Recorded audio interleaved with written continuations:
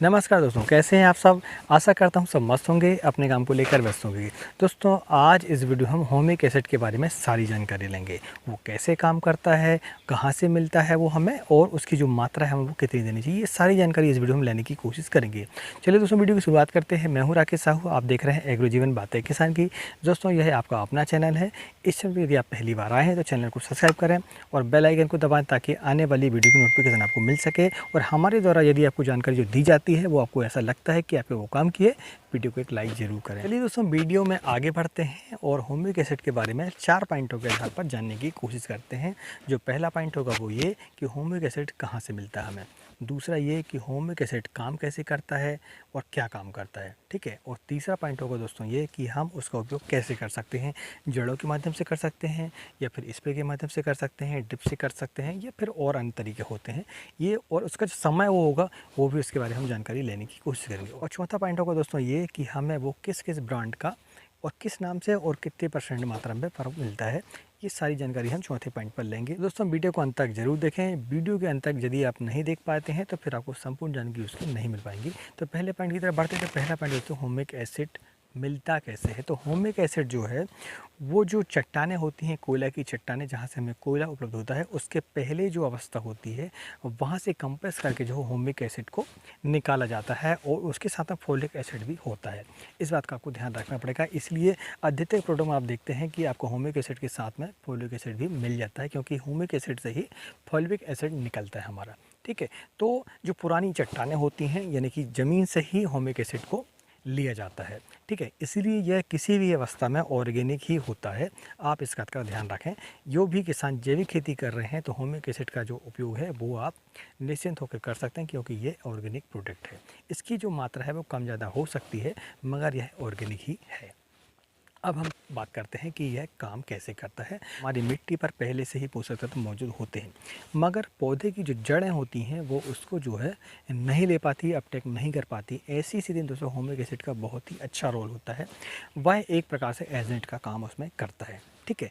यानी कि ट्रांसफ़र करता है। जो भी पोषक तत्व होते हैं जो आप देते हैं तो ठीक है, और जो पहले से ही उपलब्ध हैं जैसे फेरस है, जिंक है और एनपीके है, ठीक है, इनकी जो मात्रा है मिट्टी पर पहले से ही उपलब्ध होती है, तो उसे ऐसी स्थिति में लाता है, वो ऐसी अवस्था में लाता है कि वह पौधे को मिल सके, ठीक है, जड़ों के माध्यम से।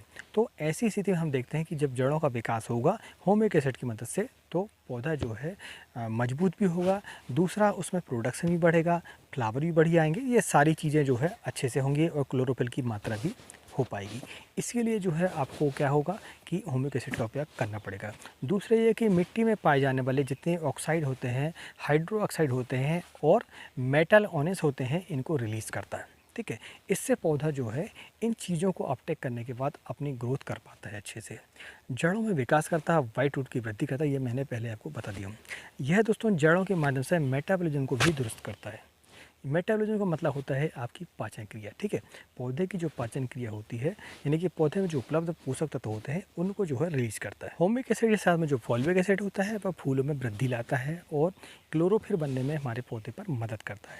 तो इस तरीके से तो होमिक एसिड और फॉलिक एसिड दोनों एक दूसरे के पूरक होते हैं। अधिकतर जो है होमिक एसिड और फॉलिक एसिड एक ही प्रोडक्ट पर आपको देखने को मिल जाएगा। आगे हम इसके बारे में जानेंगे कि किस प्रोडक्ट पर कितनी मात्रा में होमिक एसिड और कितनी मात्रा में फॉलिक एसिड पाया जाता है। तो ये दोस्तों ये जानकारी आपको कैसी लगी प्लीज़ हमें कमेंट करके ज़रूर बताएं। और यदि आप इस चैनल पर पहली बार है तो चैनल को सब्सक्राइब करें और बेल आइकन को दबाएं ताकि आने वाली वीडियो की नोटिफिकेशन आपको मिल सके। और यदि यहाँ तक आपने वीडियो देख चुका है और वीडियो आपको अच्छा लगा हो तो वीडियो को एक लाइक ज़रूर करें। चलिए दोस्तों अब हम बढ़ते हैं हमारे तीसरे पॉइंट की तरफ, वो है डोज, ठीक है, कि हम इसका जो डोज है वो कितना रखें, किस अवस्था में करें। तो मैं आपको बता दूं कि पौधा जब भी आपका छोटा हो तो उस समय पर आपको एक ड्रेंचिंग कम से कम लेनी है। तो उस समय पर आप 400 ग्राम, यानी आपका पाउडर वाला है तो 400 ग्राम से लेके 500 ग्राम प्रति एकड़ के हिसाब से आप उस पर ड्रेंचिंग कर सकते हैं। वहीं स्प्रे की मात्रा की बात करते हैं तो स्प्रे आप जो छोटे पौधों पर करें तो ज़्यादा उसमें फ़ायदा होता है, ठीक है। छोटे पौधे जब भी आपके होते हैं तो उस समय पर यदि फूल आने के पहले यदि आप फॉलिक एसिड का और होमिक एसिड का उपयोग करते हैं तो आपको उसके ज़्यादा बेनिफिट मिलेंगे। तो उसकी जो मात्रा है वो 2 ml प्रति लीटर, ठीक है, यानी लगभग 400 ml प्रति एकड़ के हिसाब से उसका आप स्प्रे कर सकते हैं। अब इसके बाद हम बात करते हैं कि जब आपका पौधा जो है फूलों की अवस्था में हो, फलों की अवस्था, जैसे कि आप पीछे मेरे देख सकते हैं, तो अभी हमने आज ही इसमें जो है होमिक एसिड का उपयोग किया है। ठीक है, पीआई कंपनी का होमिक एसिड था, उसका हमने उपयोग किया है। तो इसकी जो मात्रा है, जब आपका पौधा बड़ा हो जाए तो उस अवस्था में आप 1 केजी कम से कम देना। आप दानेदार भी लेते हैं तो 1 केजी लें, और यदि आप लिक्विड भी लेते हैं तो 1 लीटर प्रति एकड़ के हिसाब से आपको इसका स्प्रे करना पड़ेगा। चलिए दोस्तों, आप बढ़ते हैं हमारे चौथे पॉइंट की तरफ। तो चौथे पॉइंट में आपको बता दूं कि मल्टीप्लेक्स कंपनी का वो जीवरस के नाम से मिलता है, जिसमें 12% आपको मिलेगा होमिक एसिड।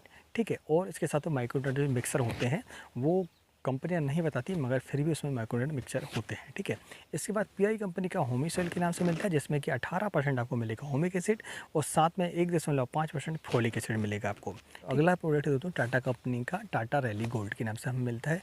इसमें 28.9% हमें मिलता है क्या, होमिक एसिड, और साथ में हमें 23.3% मिलता है माइक्रोरेजा, और साथ में हमें मिलता है इसमें अमीनो एसिड 8.5% की मात्रा। तो ये बहुत ही बढ़िया प्रोडक्ट है टाटा कंपनी का, इसका भी आप इस्तेमाल कर सकते हैं, किसी भी अवस्था में कर सकते हैं। आप चाहें तो स्प्रे भी कर सकते हैं, और आप चाहें तो जड़ों के माध्यम से भी इसको भी दे सकते हैं। आप यदि ड्रिप का इस्तेमाल कर रहे हैं तो आप ड्रिप में जो है 1 लीटर प्रति एकड़ के हिसाब से, यदि आपकी फसल बड़ी हो चुकी है तो आप जो है ड्रिप में चला दें, इसके बहुत ही बढ़िया आपको रिजल्ट मिलेंगे।